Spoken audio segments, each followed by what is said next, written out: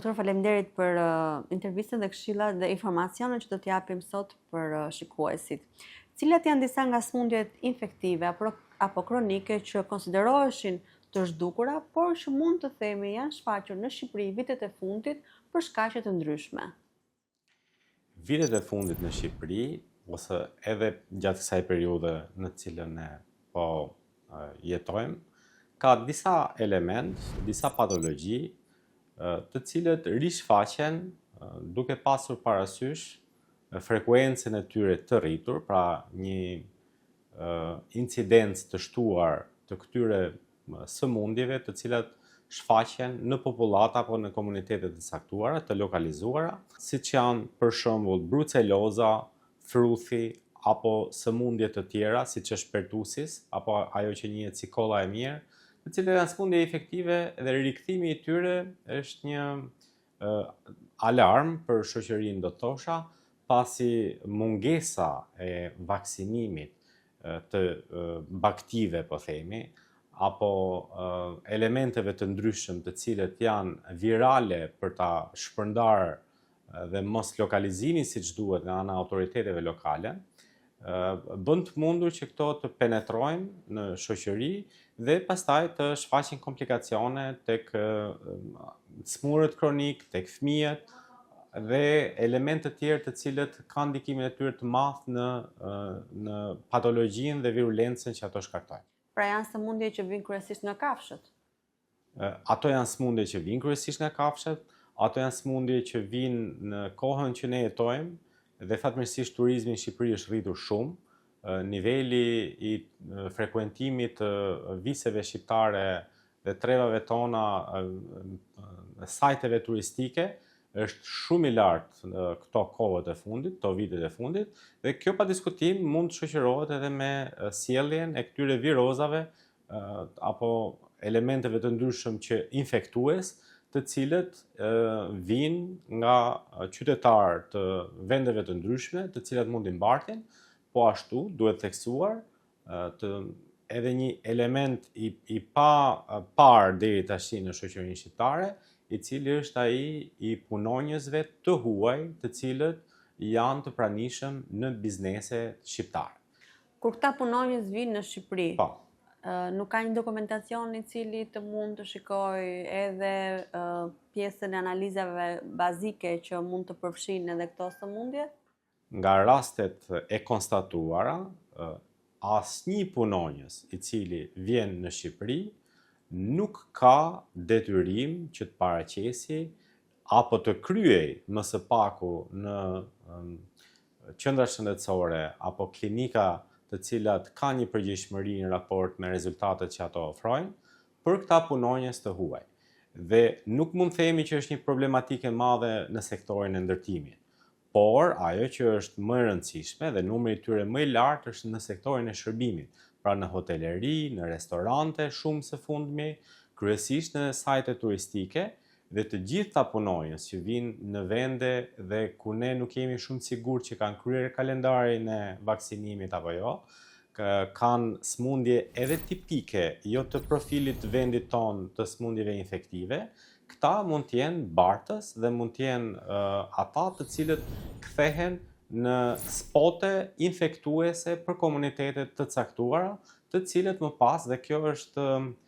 patjetër një hapësirë pa rregulluar, të cilat institucionet e vendit duhet ta kenë në vëmendje dhe të ndërhyjnë përmes politikave konkrete për rregullimin, duke detyruar të gjithë punëdhënësit të cilët i punësojnë së paku të kryejnë analizat e tyre për të verifikuar nëse kemi të bëjmë me potenciale infektuese apo kemi garanci në ofrimin e standardeve të shërbimit që i ofrojnë qytetarëve dhe turistëve të ndryshëm. Çfarë mund të jenë rastet konkrete që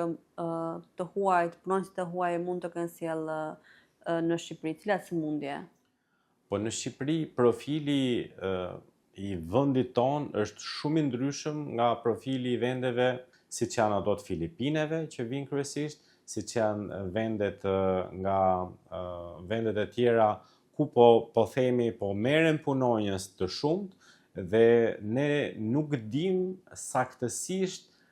se sa janë të vaksinuar dhe cila është kalendari i tyre i vaksinimit. Në këtë moment, ata mund të jenë potencial i rrezikshëm për infektimin me patologji të ndryshme,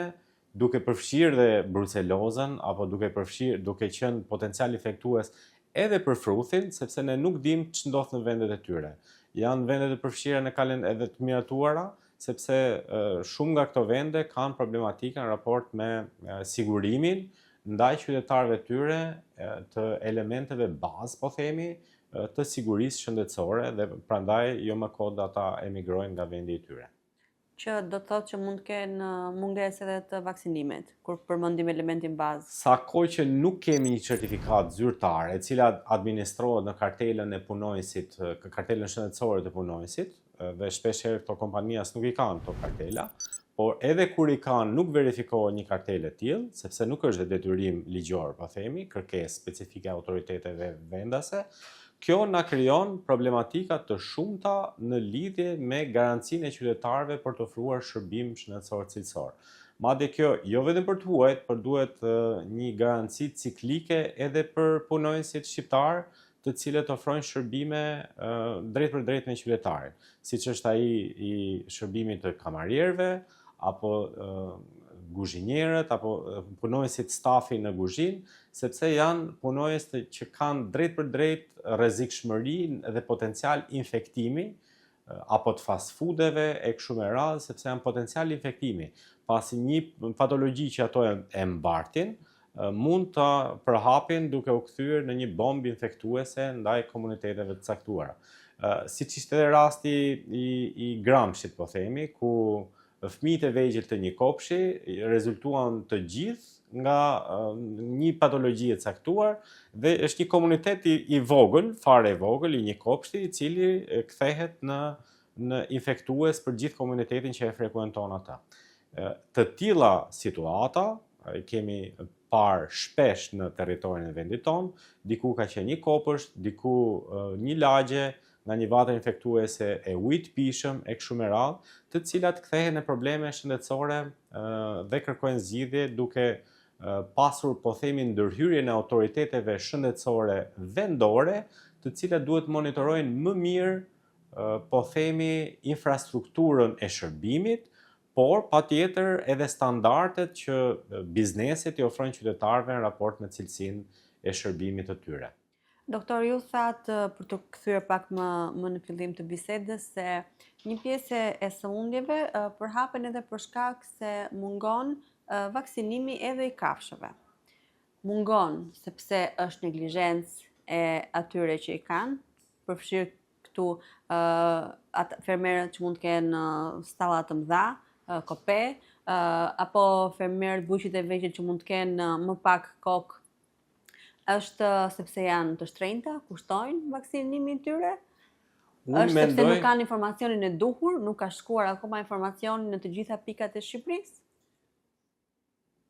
Ne jemi në një kaos total të një sektori shumë të rëndësishëm që është ai i sigurisë ushqimore. Dhe zinxhiri i sigurisë ushqimore, patjetër që pikën fundore ka vaksinimin, po themi, të kafshëve apo të tufave masive apo të fermave të ndryshme, por nuk mendoj se ndalet vetëm në këtë pikë. Patjetër që kjo është shumë e rëndësishme, por sektori i sigurisë ushqimore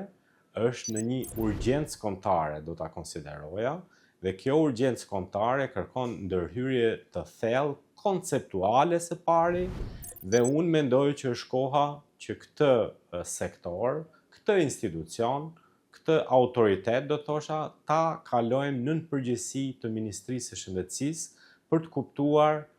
rëndësinë që ka ky sektor. Rëndësia e sigurisë ushqimore, dhe kjo nuk është thjesht çështje konceptuale se ku do të kalojë ke cila ministri e linjës, por përgjegjësia që kanë autoritetet shëndetësore, mendoj është e një garanci më shumë që disa standarde duhet t'i ofrojnë qytetarëve me përgjegjësi maksimale. Dhe kjo nuk varet vetëm nga vaksinimi apo jo i tufave, nuk duhet më saktë varet nga përgjegjësia e një fermeri të caktuar, por duhet të jenë autoritetet ato që drejtojnë procese kaq të rëndësishme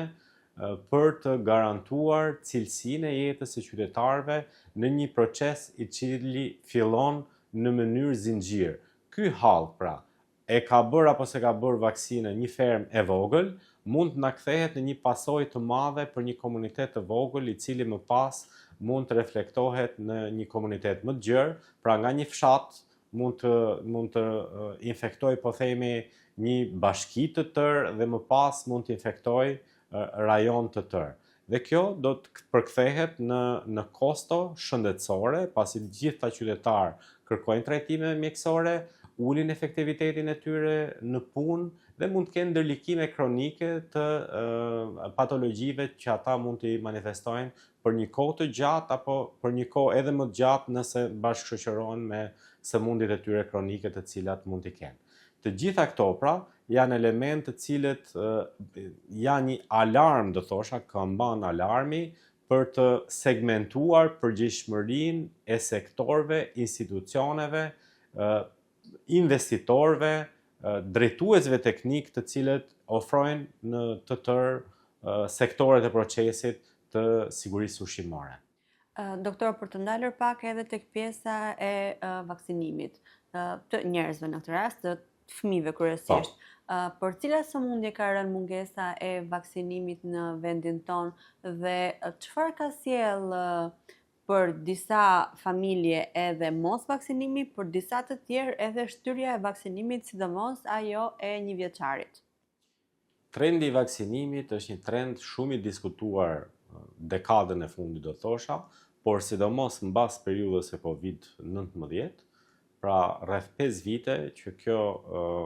ka pasur një rezonancë më të madhe dhe është e kuptueshme, pasi teoritë e ndryshme konspiracioniste kanë pasur ndikimin e tyre në vaksinimin në përgjithësi të popullatës. E vërteta është që skema e vaksinimit të fëmijëve është një skemë e cila ka një historik mbi 100 vjeçar, i cili ka pasur rezultate të jashtëzakonshme për njerëzimin. Këto rezultate së pari kanë ndikuar në 2 drejtime. Së pari zgjatjen e cilësisë të jetës, zgjatjen e jetës së individëve, pra nga 50 vite që ka qenë në fillim të shekullit të 20, tashmë jemi rreth 80 vite mesatarja globale e gjatësisë. Kjo është e para, dhe e dyta cilësisë së jetës. Pra qytetarët jetojnë shumë më mirë aktualisht në periudhën që ne jetojmë për gjatë gjithë jetës tyre se sa më parë. Këto 2 drejtime duhet të ndalet mbar bota për të identifikuar dhe patjetër që ka vend edhe për përmirësim. Unë mbështes të gjitha dyshimet e popullatës në raport me llojet e vaksinimeve kështu me radhë, por vaksinat klasike janë një garanci për shëndetin e fëmijëve. Dhe këto patjetër duhen promovuar dhe shohim që më së shumti janë grupet vulnerabile, ato të cilat janë të atashuara pranë seksioneve të ndryshme fetare, të cilat nuk pranojnë vaksinat të caktuara, duke vënë në rrezik herë edhe shëndetin e fëmijëve të tyre, por ka ndoshta edhe papërgjegjësi nga pikpamja profesionale, sepse infermierët caktuar apo mjekët caktuar mund të suportojnë prindrit në raport me këtë çështje. Kjo është një element i cili nuk duhet lejuar dhe nuk duhet promovuar. Prindrit duhet kuptojnë që shëndeti i fëmijës tyre është shumë i rëndësishëm dhe kjo varet edhe nga kalendari i vaksinimit, i cili është një certifikat garancie për shëndetin e fëmijës së tyre. Pa diskutim, në raportet që ata kanë me pediatrit që monitoron shëndetin e fëmijës së tyre në mënyrë ciklike, mund vendosin për të shtyrë kohën e vaksinimit në përputhje edhe me shëndetin e fëmijës, po edhe me fazat e zhvillimit të fëmijës, pasi shpesh herë nëse një fëmijë i cili ka problematika të caktuara, për shembull akoma nuk ka arritur të flasë kështu me radhë, disa pediatër shtyn periudhën e vaksinimit, por jo mos ta realizojnë atë, duke vënë rrezik edhe komunitetet caktuara, siç janë qerdet apo kopshet, cilët frekuentojnë fëmijët e pavaksinuar, duke u bërë shkallës kështu, pastaj që në efektin domino të preken nga virozat caktuara të gjithë këto komunitete. Doktor, a janë të informuar ose ndërgjegjësuar njerëzit mbi rrezikun e vërtet që mund të sjell mos vaksinimi, pra duke qenë që jetojmë në një kohë ku nuk është se shohim malarje në mënyrë të zakonshme, frusin në mënyrë të zakonshme, apo sëmundje të tjera të cilat mund të kenë qenë fatale dhe shumë të vështira për komunitetin, a janë njerëzit, a di njerëzit vërtet se çfarë do thotë që një sëmundje të rikthehet fuqishëm? E vërteta është që njerëzit nuk e kanë malarjen pranë, por Ebola është aktualisht në Afrikë një vatër aktive. Dhe efekti i vaksinës është pikërisht mbrojtja ndaj këtyre situatave të cilat do të thosha kthehen në një rrezik real për jo vetëm për shëndetin e fëmijës tyre, por edhe për kronicizimin e disa patologjive tjera, pasi sa më të vegjël të jenë fëmijët, aq më problematik janë përballimin e virozave aktive të forta e kështu me radhë. Prindrit do të thosha, ashtu si tërë shoqëria në aktualisht, nuk manifeston një nivel të mirë, jo vetëm informimi do thoja, por kujdesi për shëndetin e tyre. Në Shqipëri aktualisht do të thoja që vlera e jetës konsiderohet diçka e lirë, nga që e zotrojmë këtë potencial, nuk e kuptojmë rëndësinë e kësaj vlere të jashtëzakonshme që ne kemi. Kjo ndodh kur ne fillojmë rrugtimin e konsumit të shërbimeve shëndetësore pranë institucioneve që i ofrojnë ato. Por atëherë ndoshta është shumë vonë dhe sa e kemi këtë potencial të shëndetit, ne duhet të bëjmë gjithçka që ta ruajmë dhe ta fuqizojmë atë. Imuniteti është arma më e mirë që njerëzimi njeh për të përballuar jo vetëm sëmundjet virale, por çdo patologji tjetër, qoftë ato sëmundjet kronike, edhe ato tumorale. Ndaj, do të përfitoja nga rasti për të bërë një thirrje publike të gjithë prindërit që mund ta ndjekin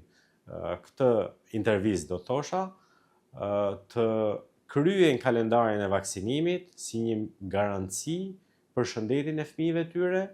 por herë edhe atyre që kanë sëmundje kronike. Apo edhe profesionistëve të cilët... Çfarë do ndodhë, doktor, nëse një fëmijë i cili ka një sëmundje kronike, po theme mund të jetë në moshën 1 vjeç, 1 vjeç e pakët, ku për momentin nuk është vaksinuar, mund të infektohet me një nga këto sëmundje që ne themi. Deri ku mund të shkojë agravimi? Po, agravimi shkon deri në encefalite, pra sëmundje të cipës trurit, të cilat janë edhe fatale për jetën, apo krijojnë komplikime të cilat shpesh herë lejnë pasoja, pavarësisht trajtimit, profesionalizmit, mjekëve kështu me radhë. Janë prindrit valvula e sigurisë që shëndeti i fëmijës tyre duhet monitorohet dhe duhet të adresohet në kohën e duhur pranë profesionistëve. Pra, nuk është një moment që ne duhet abuzojmë dhe t'ja vëmë fajin më pas sistemit shëndetësor i cili nuk i trajton ata si duhet, por duhet të frekuentojmë shërbimin shëndetësor në mënyrë ciklike, që fëmijët të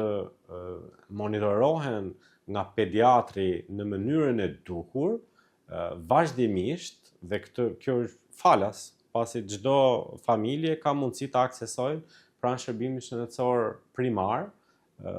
po patjetër nëse është e nevojshme edhe spitalor, duke garantuar kështu disa standarde minimale. Ne si shoqëri e kemi si zakon që vetëm kur kemi një patologji, një sëmundje, një viroz, atëherë shkojmë edhe frekuenca bëhet kaq e lartë sa që gjithmonë fillon akuzohet që nuk ka nivelin e duhur të shërbimit shëndetësor e kështu me radhë, akuzat cilat ndoshta mund të qëndrojnë, por edhe vetë qytetarët do të jenë kontribues në ruajtjen e parametrave të shëndetit për të pasur një vigjilencë e cila do të jetë ajo orientuesja më e mirë drejt nevojave të fëmijëve apo të smurëve të cilët kanë të smurëve kronik, të cilët janë më vulnerabël në përballimin e smundjeve virusale, po themi. Po sa i përket strukturave mjekësore, a kanë të gjitha pajisjet, mjekimet e duhura, pra janë të përgatitur për, nuk po them për një val, por për rikthimin e këtyre sëmundjeve për cilat po flasim. Sidomos në për rrethe. E vërteta është që në mënyrë të vazhdueshme, po themi çdo vit ka një val të caktuar të një patologjie të ndryshme. Herë mund të jetë bruceloza, e cila është më e shpeshtë, por ka edhe smundje të tjera të cilat shfaqen në mënyrë ciklike, po themi, dhe institucionet shëndetësore, kryesisht shërbimi i infektivit pranë qendrës spitalore universitare, patjetër që ka, sepse ka përballuar edhe frekuenca shumë të larta, siç ishte e Covid, dhe Covidi sa problematik ishte një mënyrë për të stërvitur, po themi, kapacitetin e institucioneve shëndetësore për të përballuar volume të jashtëzakonshme të konsumit shërbimit shëndetësor nga ana e qytetarëve me valë të shtuara.